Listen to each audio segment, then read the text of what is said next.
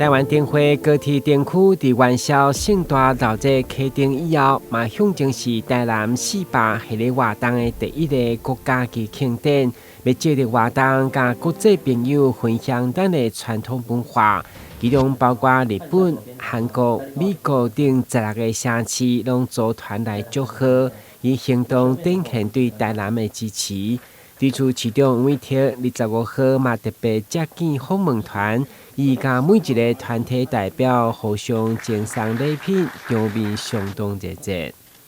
我想，对于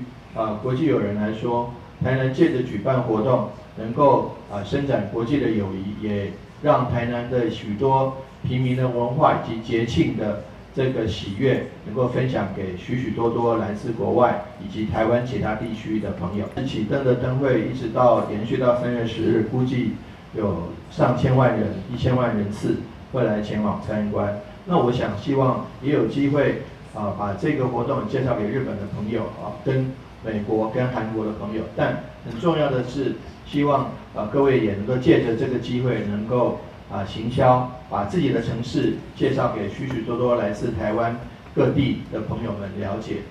台湾灯会伫台南不止成功行销，嘛借着世界各个友好城市来访，加强合作，进一步增加双方的交流甲友谊。台南新闻军事采访报道。